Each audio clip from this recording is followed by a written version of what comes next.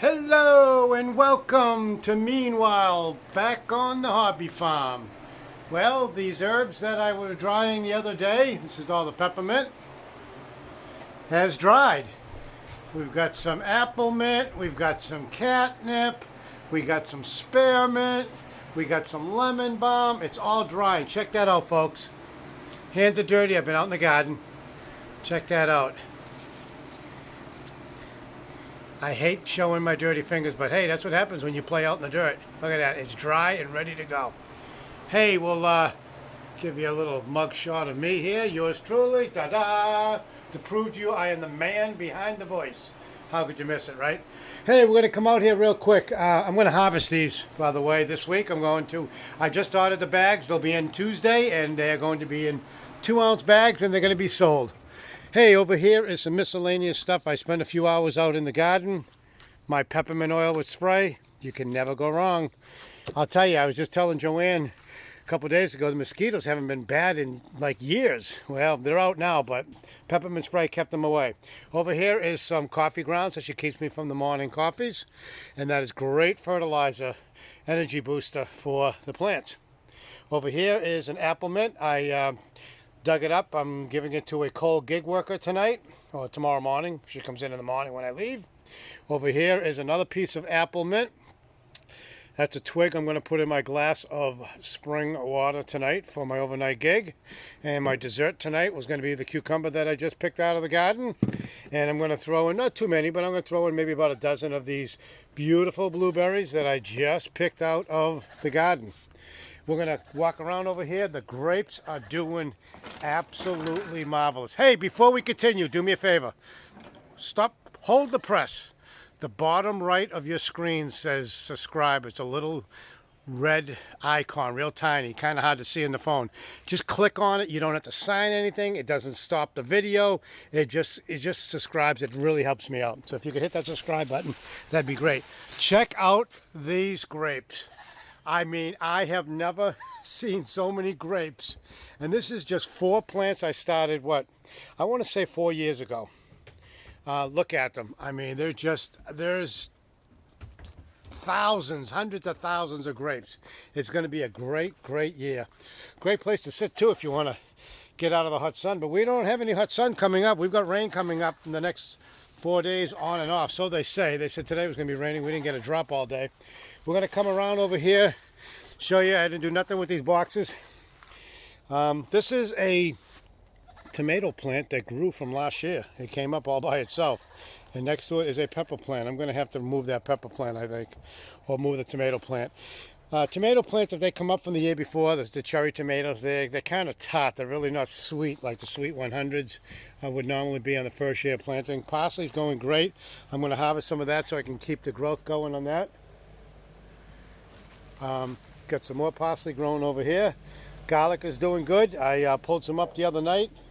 Not quite ready. It's got to be a little bit more brown right here, the garlic, for me to harvest it. I did pull one out yesterday. It was kind of on the small side. More parsley over here, more garlic, more parsley. The fennel is doing great. Look at that. Huh?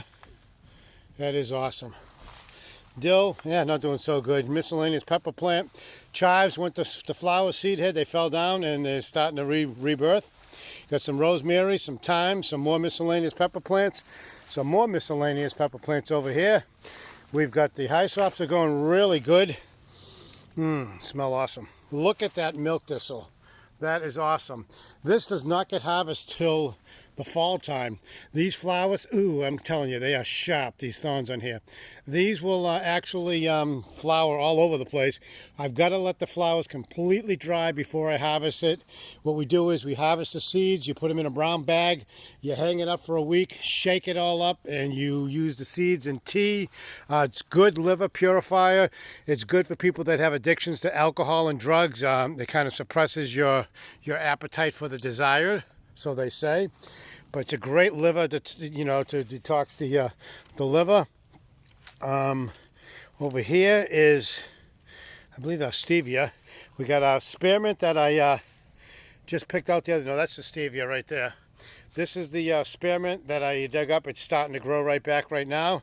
This is also known as a annoying weed right here.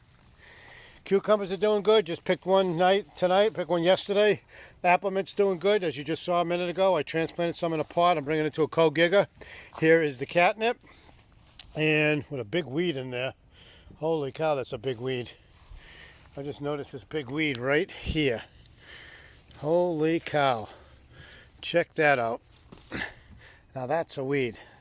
That's a weed. Over here, I just got done, as you saw in the container, I harvested some blueberries. Not going to get many. This is the second year I planted them. I've got to prune them back this year, and hopefully we'll double the yield for next year. Over here is miscellaneous tomato plants. I didn't do anything with them tonight. I do have to trim them, and check this out. Sage is doing good. And I did transplant some plants that I don't know what they are. Right over here is mullein. You're saying, mullein, that's a wild weed. Mullein, we will go through on another video. It's an excellent, excellent natural medicine remedy plant. You can't beat it. So many good properties on it. Looks like the sage needs to be sprayed down with some Dawn soap. Got some miscellaneous plants. Well, we've got the elderberry is there. We got an elderberry, a smaller one there, and two more over there. Check out this frog over here, this toad. Can you see him? I'll zoom it in on you. He's been in there for about 3 hours. I put clay pots on this side like that. The toads, the frogs loved it. They get out of the sun, they get out of the rain. They absolutely love it. The lemon balm that I harvested a week and a half ago is starting to come back great inside that tub over there. I planted some plants that I don't know what they are because they wore off where I wrote them. I started them from seed. These right here are yarrow, right here. These 3 plants right there is yarrow. I just got done transplanting that. We're going to come over here and check this out. The tomato plants. It was a jungle the other day. Look how thin they are. I will probably come down this way and do a semi-aerial view. As you can see, look at that. You're saying, holy cow, it looks like they got malnutrition. No, you really have to trim them back. If you don't, all your energy is going towards your suckers and your branches. And, you know, hey, you can have the most beautiful looking tomato plant. My mom had one in an apartment once. She was picking tomatoes out of it in January.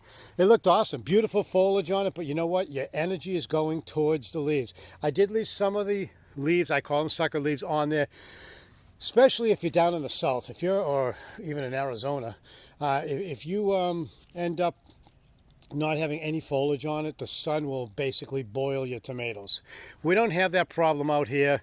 Yeah, we had a heat wave where it was in the 90s for a few days. We have nothing in the forecast but rain for the next 4 days. So I'm hoping some of these will grow back. I just don't want to have a lot of foliage on them. Let the energy go towards the tomatoes. We've got a whole bunch of different types: romaine tomatoes, beefsteak, beefcakes, you name it. Early girl, better boy, big boy, you name it. We've got them all. Look at the pumpkins, huh? Pretty good for a plant that you didn't even plant, just from seeds from the pumpkins that fell out last year on the ground when I fed them to the goats when they were out here. Got to fix that wall over there. But anyway, I did plant some miscellaneous plants, and over here we have some licorice root right there. We've got another licorice root right there. Over here is, I have no idea. I'm embarrassed. There is an app. I forget the name of it. Somebody told me about it. It's free that you can download on Play Store. You can take a picture of any plant and it will tell you what the plant is. And you know what? I'm going to need it on some of my medicinal herbs because I didn't get around to planting some of them until like right now. And I still have some more over there on that pool ladder that I salvaged that I have to transplant. But I'm interplanting them because I trim these. These are not going to have the foliage that they had prior to me doing it, trimming them all up. So there's going to be plenty of room for sun. There's going to be plenty of room for air, which is very important on all plants, especially tomato plants, to get the air circulating in there. Because, folks, I'll tell you, somebody asked me, why are you wasting your time putting straw down? It's going to grow weed. No, if I would have put hay down, it would have grown. We would have had a hayfield here. No question about it. The straw is preventing the weeds from coming up. And if you look, I haven't had to do any weeding in here. No weeding whatsoever. Different story over here. I just got done doing some basic weeding. But Actually, these plants, before I tied them up, I will put a still picture. I don't know if I can put a still picture on my comments or not. I don't think I can. If I can, somebody let me know. You couldn't even see this area. It was completely like a forest. You couldn't walk between these plants. You couldn't put your arm in there without losing your arm. I mean, it was extremely thick foliage. It's not going to be that way no more. And this straw actually helped the plants out because the leaves, a lot of them, if you see right there, I cut them on the bottom. You do not want any branches. It kind of looks like a tomato bug bit the end of that one right there. No, I cut them all. I trimmed them all. You don't want any foliage touching the ground. Prior to me doing this evening, they were all laying down on the ground. However, if I didn't have that straw on the ground and it was just dirt, half of these plants would be diseased, they would be wilted, they would be molded, it would be disgusting. They wouldn't, it's not very healthy. But the straw actually helps saves these plants. Like I said, keeps the moisture in, stops the mold from coming in. Again, if you use hay, different story. You're going to have a soup of matted crap. I had it out here in this walkway last year, and if you remember early in the spring, I was able to roll it up like sod because it started to grow hay, started to grow grass, and I don't want that. But anyway, so, and here, look at this, 4 plants right here. You said, holy cow, Ken, you killed them. No, I didn't kill them. Guarantee you they're gonna thrive. Check this out, folks. That is from just these 4 plants and these right here, 4, 8, 10, 12, I don't know, maybe 21 plants right here. 21 plants. Look at, there's more foliage and sucker plants here than there are actual tomato plants foliage. Check this out now. I mean, there's just, I'm going to show you one here. I mean, look at, there is no, right there, no flowers on that, no buds coming up, a waste. Why put all that energy into growing this complete, I mean, this thing is packed. And for you folks that are saying, oh, great, your goats are going to love it, your horses are going to love it. Nope. Warning, do not use tomato plants or foliage for animals. It will kill them. They're poisonous. Tomato plants are poisonous. A lot of other plants, you can use the leaves for stuff, but you cannot use tomato plants. No, no, no, no, no. Do not give it to any animals or humans. Very toxic. Do not eat it. You heard that. Hard to believe that tomatoes are delicious and good for you, but these are a no-no. But that's our lesson for tonight, I guess. I've been busy out here, spent a few hours after having my little siesta from my overnight gig last night. And I think I covered everything that I wanted to cover. We'll walk back around over here. I'm going to transplant some of these pepper plants. They're kind of too crowded in there. But everything is going great. Mentioned many times before, those strawberries are going to be transplanted into a ground bed. No more putting them in a box. Not a good thing. I will pull one of these out. I pulled one out the other night, if I remember correctly.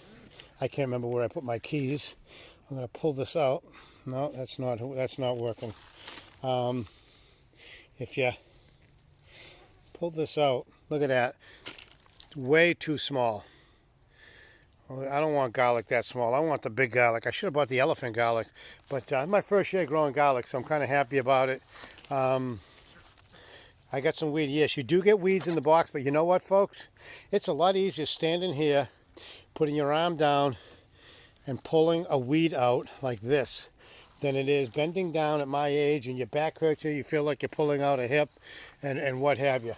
And that's about it, folks. We're going to come around over here, and we're going to see what's going on over here. I locked the goats up for the night. The chickens, they'll go in on their own after dark. We were just talking about that the other day. What are you guys doing over there? You got a bunk bed going on over there? They just got done having their nighttime treat, which was, what was it, guys? Cornflakes, their favorite. They love the cornflakes. See that horn right there?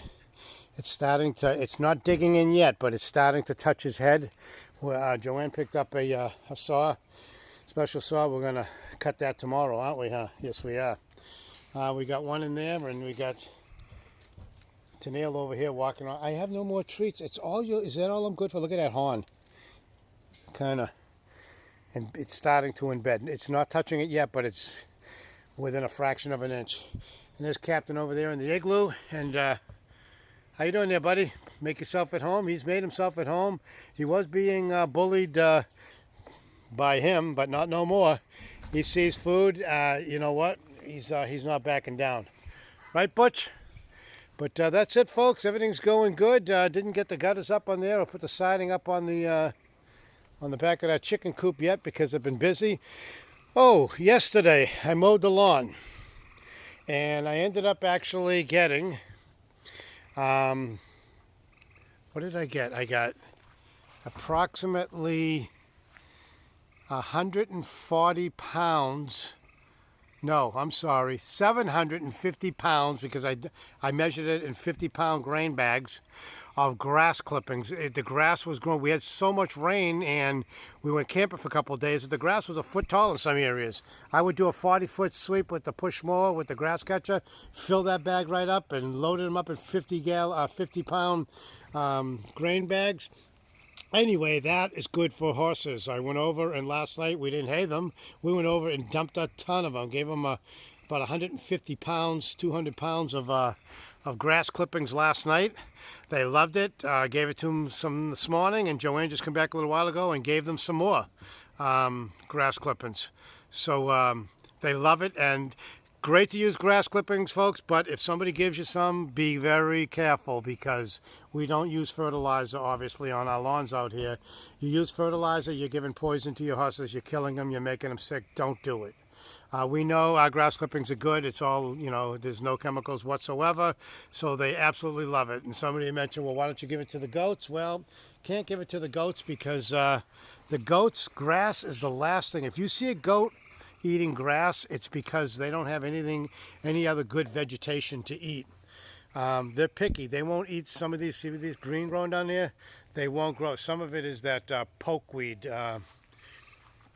And that, I didn't know what it was until the teenager that gave up her goat to us, her 4-H project, Butch, had an app, and I brought one of those. Where is it? Oh, right there, right above that, right over there is pokeweed, very poisonous. It has a cream-colored liquid inside the stems of it. It looks like bamboo. The animals won't eat it, so I don't have to pull it up, but I don't like it. It's an invasion species, and it takes over, and I'm going to cut all that up. But the goats are really fussy. They're not eating some of the stuff on the ground over here. I still got to get this mess cleaned up, and I'm going to take the fence that's over there, and I'm going to push it back about 25 feet to let the goats clean that foliage stuff out. How you doing, buddy? How you doing, guys? How you doing? Well, that's it, folks. Just wanted to give you an update on our garden tour. Things are going good, keeping busy, trying to get as much stuff as we can get done. Take care. Bye. Hey, don't forget, subscribe button, bottom right. Appreciate it.